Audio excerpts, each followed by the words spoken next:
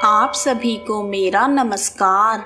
आज मैं आप सभी के समक्ष कार्तिक मास महात्म्य का 31वां अध्याय प्रस्तुत कर रही हूँ। आइए शुरू करते हैं। बोलो बांके बिहारी लाल की जय। श्री कृष्ण गोविंद हरे मुरारी, हे नाथ नारायण वासुदेवा। जय श्री कृष्णा। कार्तिक महात्म्य का पढ़ूं आज 31वां अध्याय। बताया श्री हरि ने प्रभु स्मरण का सरल उपाय।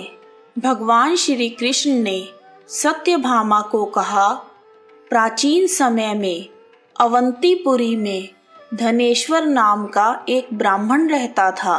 वह रस, चमड़ा और कंबल आदि का व्यापार करता था। वह दिन रात मदिरापान और वैश्यागमन आदि बुरे कर्मों में लिप्त रहता था। इसलिए वह व्यापार करने नगर नगर घूमता था।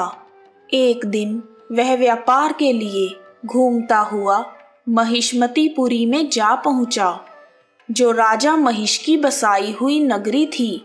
उस समय कार्तिक मास चल रहा था। वहां की शोभा पापनाशिनी नर्मदा नदी के किनारे कार्तिक मास का व्रत करने वाले बहुत से मनुष्य अनेकों गांवों से स्नान करने के लिए आए हुए थे।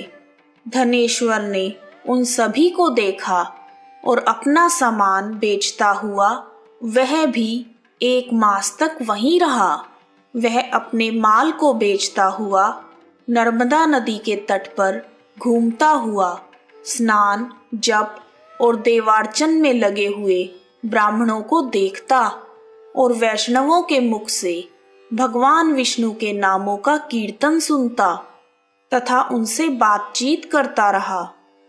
वह कार्तिक मास के व्रत की उद्यापन विधि तथा जागरण भी देखता रहा। उसने पूर्णिमा के व्रत को भी देखा कि व्रतधारी ब्राह्मणों तथा गायों को भोजन करवा रहे हैं और उनको दक्षिणा आदि भी दे रहे हैं। उसने नित्य प्रति भगवान शंकर की प्रसन्नता के लिए होती हुई दीपमाला भी देखी। इसी तिथि के दिन त्रिपुर नामक राक्षस के 3 पुरों को भगवान शिव ने जलाया था। इसीलिए शिव भगवान के भक्त इस तिथि को दीप उत्सव मनाते हैं। जो मनुष्य मुझ में और शिव भगवान में भेद करता है, उसकी समस्त क्रियाएं निष्फल हो जाती हैं। इस प्रकार नर्मदा तट पर रहते हुए जब उसको 1 मास बीत गया, तो एक दिन अचानक उसे किसी काले सांप ने डस लिया, जिससे विह्वल होकर वह भूमि पर गिर पड़ा। उसकी यह दशा देखकर वहां के दयालु भक्तों ने उसे चारों ओर से घेर लिया और उसके मुंह में तुलसी दल मिश्रित जल के छींटे देने लगे। जब उसके प्राण निकल गए, तब यमदूतों ने आकर उसे बांध लिया और कोड़े बरसाते हुए उसे यमपुरी ले गए। उसे देखकर चित्रगुप्त ने यमराज से कहा, इसने बाल्यावस्था से लेकर आज तक केवल बुरे कर्म ही किए हैं।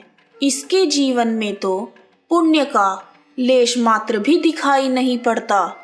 यदि मैं पूरे 1 वर्ष तक आपको इसके दुष्कर्म सुनाता रहूं, तो भी इसके पापों की सूची समाप्त नहीं होगी। यह महापापी है, इसलिए इसको कल्पांत तक घोर नरक में डालना चाहिए। चित्रगुप्त की बात सुनकर यमराज ने क्रोधित होकर कालनेमी के समान अपना भयंकर रूप दिखाते हुए अपने अनुचरों को आज्ञा दी, हे प्रेत सेनापतियों, इस दुष्ट को मुद्गरों से मारते हुए कुंभीपाक नरक में डाल दो। सेनापतियों ने मुद्गरों से धनेश्वर का सिर फोड़ते हुए कुंभीपाक नरक में ले जाकर खोलते हुए तेल के कड़ाहे में उसको डाल दिया। प्रेत सेनापतियों ने जैसे ही गरम तेल के कड़ाहे में धनेश्वर को डाला, वैसे ही वहां का कुंड शीतल हो गया।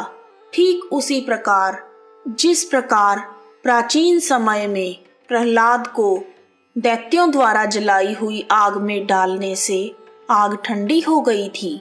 यह विचित्र घटना देखकर प्रेत सेनापति यमराज के पास गए और उनको सारा वृतांत सुनाया। सारी बात सुनकर यमराज भी आश्चर्यचकित हो गए और इस विषय में पूछताछ करने लगे। उसी समय नारद जी वहां आ गए और यमराज से कहने लगे, सूर्य नंदन, यह ब्राह्मण नरकों का उपभोग करने योग्य नहीं है।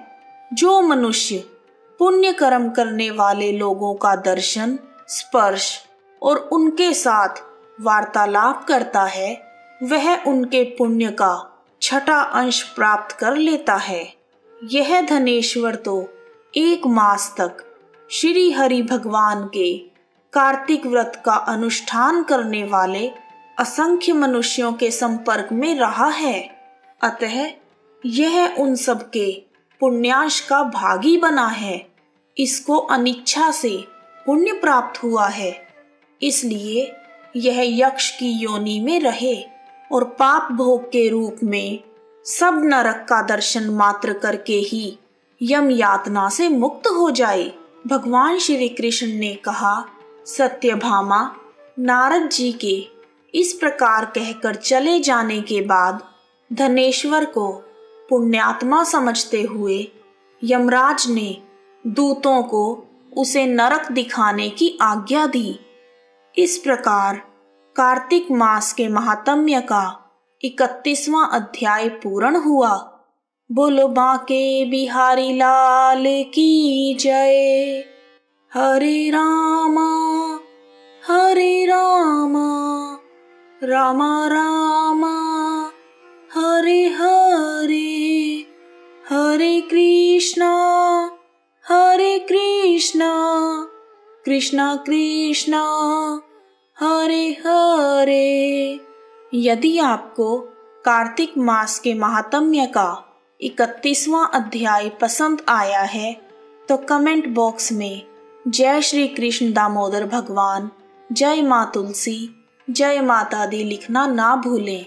आप सभी का हार्दिक धन्यवाद। जय श्री कृष्ण दामोदर, जय माता दी।